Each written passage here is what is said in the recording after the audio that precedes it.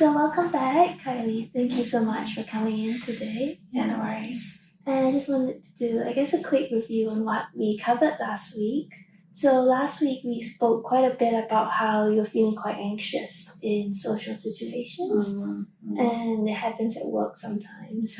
Yeah. And I guess starting from, I just wanted to have a quick check-in on how's the week been. Well, it started okay, got in. Monday's always busy, but Tuesday we received an email saying that there was going to be a staff get-together Friday and all staff are required to attend. Wow, all staff. So, that was like yesterday I got that email and so my anxiety's just been through the roof again at the thought of, I've already started considering maybe calling in sick on Friday. Right. So it's only just yesterday where you have received this email and it specifies everyone has to be there? Yeah, an all-staff thing. Yeah. It's definitely quite an anxiety-provoking situation, isn't it? For me, definitely. But what I was thinking that we could do today is that we try a bit of cognitive behavioural therapy. Are you familiar with this? Not really, no. Alright, so basically what it is, it's based on a principle on how, thoughts, behaviours and feelings are quite interlinked with one another. So there's quite a bit of interaction within these factors. And I thought that we could, go through, your thoughts, beliefs and behaviours as you, go through this situation with, the work email and this upcoming social event.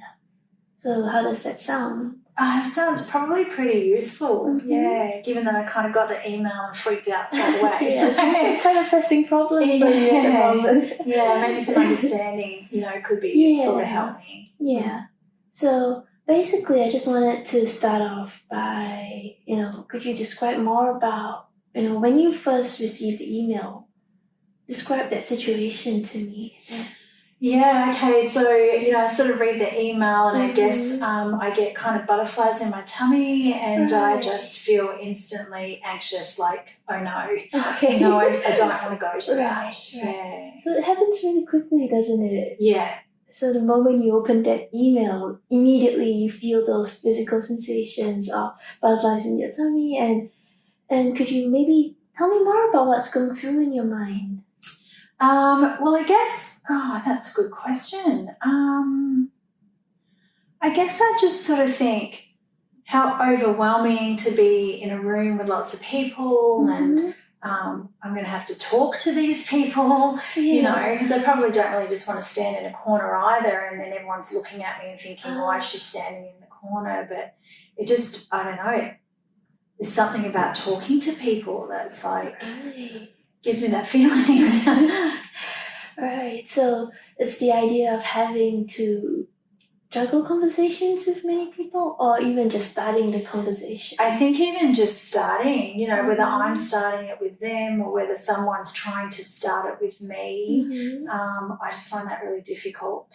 Yeah, that I try and avoid it, in fact. I think from what we can see, you can sort of see a link between your behaviours and thoughts, and also you have a situation, let's say you put in, a person is approaching you for a conversation and immediately you have this belief that, oh no, it's a person coming towards me. I'm feeling it already. And I just think, they're going to think I'm boring. What am I going to say? I don't have anything interesting to say. I'm boring, I'm not interesting. These thoughts immediately come in. Immediately. Yeah. And they're almost automatic, aren't they? Probably are. I mean, I don't sort of think of thinking of them. They just pop in straight away and I'm kind of probably looking for the exit or looking for the bathroom, Just standing there. Yeah. I get that ties in quite quickly to your behaviours as well. Immediately looking for exits, thinking of ways you can escape the situation and avoid the conversation. Yeah. Well, I guess in this case, just not even wanting to go at all. I'm already thinking that I want to call in sick. And I don't like to do that. I really enjoy my job. I find comfort in kind of the little team that I work with. But, just wanting to call in sick to avoid it, I don't think that that's probably healthy for me. For sure. I can see that, what part of you definitely appreciates, your environment and your colleagues. But another part, it's just that anxiety tends to overwhelm it quite a bit. Definitely. Yeah. Just that thought of like, I'm boring, they're not going to want, I haven't got anything to say to people.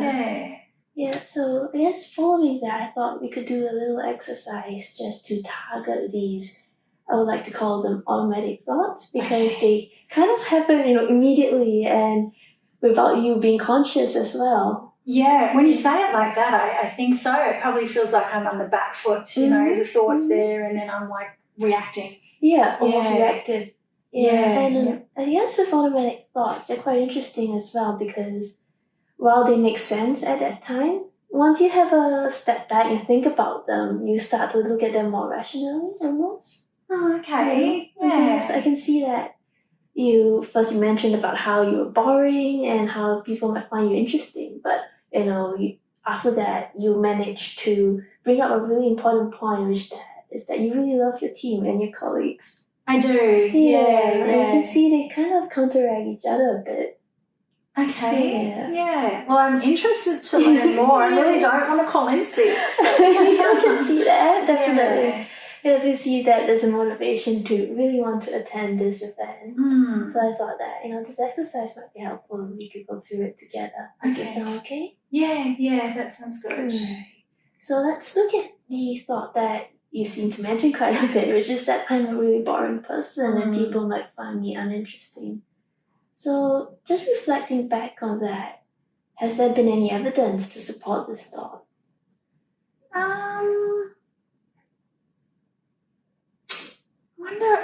Any evidence?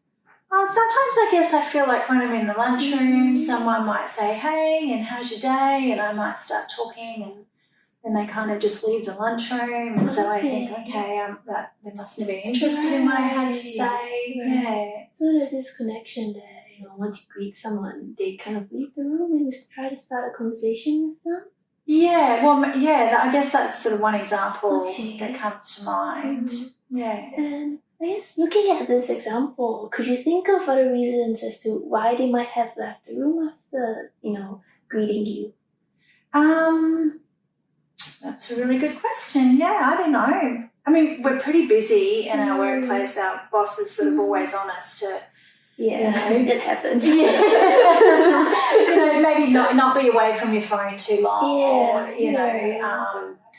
They're quite, I guess, strict on time away from our desks. So maybe that person, or maybe they just feel that they need to get back to their work. Yeah. I hadn't thought of it like that. So there's this possibility that they do want to talk to you, but you're really rushing back to your desk as well. Yeah. Yeah, maybe. And are there any reasons you could think of as to why they might think that you're boring? Has there been any other situations? Sometimes when I walk past people in the street and I might sort of, get the confidence to say hello. And oh, wow, that's really brave. I know. Sometimes I test myself, but then, maybe they just don't respond. And so I kind of shut down again and think, okay, I must look like I'm not that interesting to talk to. Yeah. Has there been times where you walked out? Definitely. Yeah. Like on the train home sometimes, when I've sat next to someone and just said hello, and then we've been able to have a chat until I had to get off. Yeah. And what about the times where it didn't work too well? Has there been like the worst situation ever? I can't really think of a worst situation ever. No, it's probably like I say, more just maybe being in a conversation with someone and then that person leaves the conversation, and I guess that that sort of always had me thinking, well, it must be me. So I guess when someone shuts down a conversation, you get this idea that, okay, it's my fault. Almost immediately. Yeah, it must be something to do with me. I guess based on that, do you think there are other reasons as to why they might have left the conversation? Well, I guess like we were saying earlier, we're busy people. Yeah. We really are busy people, so maybe people just have other things to get on with, and, maybe they weren't there for a long conversation. Maybe they really were just sort of saying, hey, how you going? Yeah. Yeah. Yeah. So maybe I've taken it the wrong way. Okay. Yeah. And I guess from this exercise, you can sort of see how there's almost like a more balanced thought for a situation. It's not always about me. Of course, there are times where you start to doubt yourself, but once you take that step back and think of a more balanced thought, do you feel as though your anxiety levels are lowering a little? I do actually, even just sitting here, just thinking, wow, I sort of thought of it like that, and maybe it's not always me. Yeah, maybe that there's some other things going on, and All right. So I guess what we could do right now is think about your upcoming work event. Yeah. Let's try to apply it in that situation. Yeah. Right. So when you received the email, what was the first thought that came to mind? I don't want to go. You don't want to go? All right. So based on what we had discussed earlier, what would be a more balanced thought to approach this situation? Well, I mean, I've sort of said, I guess, that I get along with my team quite well. So maybe I could see if they're going and like walk in the room with them. So at least I go in with people I know and it's a little bit comfortable. And that gives you a really nice base as well, like a safe base, Yes. If things get a bit too overwhelming, you have your work colleagues and team to be around with. Yeah, that sounds like, I guess that's something I could do. I mean, a couple of my work colleagues know that I have a bit of social anxiety. Okay. So maybe if I just explain that to them, that they would be okay with, waiting until I'm ready to go in the room. Yeah. They could support me maybe. Yeah, it sounds like a really good plan. Yeah.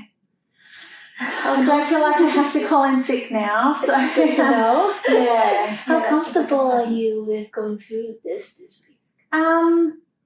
Well, there's probably still some level of discomfort about it, but I guess I'm willing to try something, to push through, I guess, and start to work with my anxiety a little bit more. Yeah. And I guess a little exercise that you could try from this week to next week is try to be more aware of these automatic thoughts that might pop up. Okay. Yeah. And try to form that link, what we discussed earlier, this is a situation and I have these thoughts, and what do these thoughts lead me to feel, and what these thoughts lead me to do. Okay.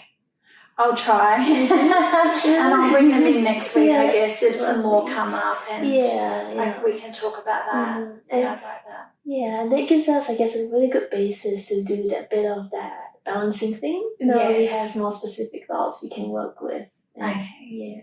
That sounds good. Thank you so much, Juan. I feel a little more relieved. It's a process, but you're definitely making steps towards your goals. Excellent. No, thank you. It's been worthwhile coming. All right. Thank you for today. See you next week. Yeah, thank you.